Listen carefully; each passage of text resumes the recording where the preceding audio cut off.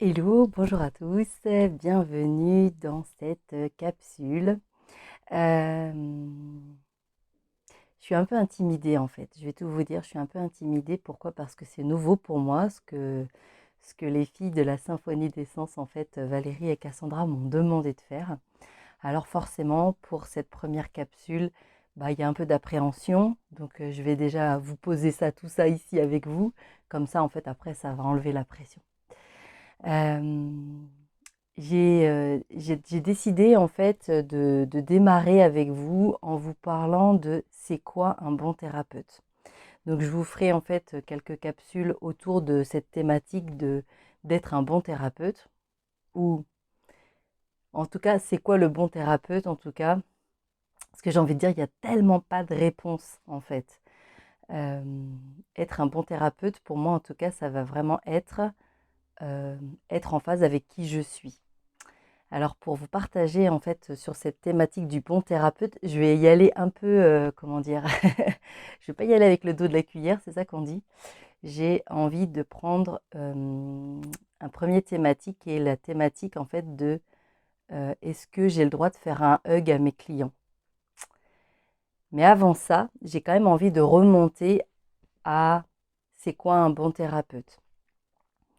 Moi, je ne suis pas née en fait dans ma carrière professionnelle dans l'accompagnement humain. J'ai pas fait d'études en psychologie, j'ai pas fait d'études dans la médecine.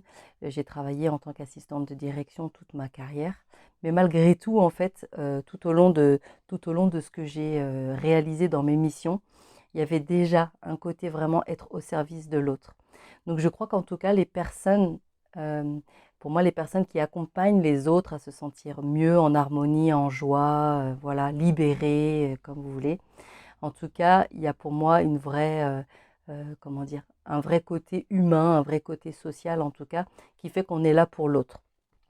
Voilà, et moi je ressentais ça très fort à l'intérieur, donc à un moment en fait j'ai décidé de me former en hypnose. Et quand je me suis formée en hypnose, on nous dit, alors il ne faut pas donner de conseils, il faut toujours garder vraiment des distances hyper importantes avec les personnes. Bref, en fait, il y a une vraie posture du thérapeute. Ce que j'entends, et pour moi c'est ok, en fait, je ne remets pas toutes ces recommandations, on va dire, en compte. Moi, la seule chose que j'ai envie de vous partager aujourd'hui, c'est que le plus important, en fait, c'est de faire comme ce qui est juste et bon pour vous. Ça fait 3 ans que j'accompagne des personnes.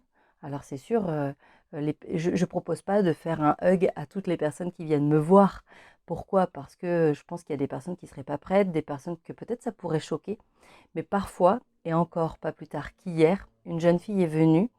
Et c'est une personne, si vous voulez, dans ce que je ressens en tout cas, qui a beaucoup besoin d'amour, qui a beaucoup besoin de douceur, qui a beaucoup besoin d'affection.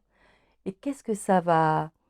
si je lui fais un hug, en fait, je peux le faire à un ami, je peux le faire à ma mère, je peux le faire à mes animaux, je peux le faire à mes enfants, je peux le faire à tout un tas de gens que j'aime.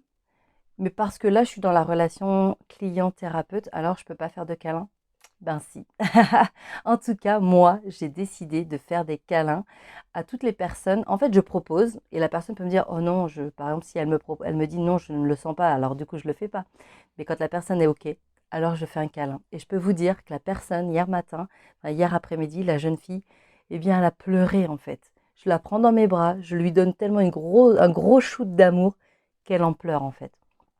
Voilà, et pour moi, être un bon thérapeute, c'est aussi écouter ce qui est juste pour l'autre et pas que pour nous. Ce qui est juste, ça oblige parfois à sortir de sa zone de confort ou de sortir de sa zone de recommandation, mais je vous assure que moi, je ne regrette pas en tout cas. Voilà, alors je reviens la semaine prochaine avec d'autres. Est-ce un bon thérapeute de faire ceci ou de faire cela? À très vite.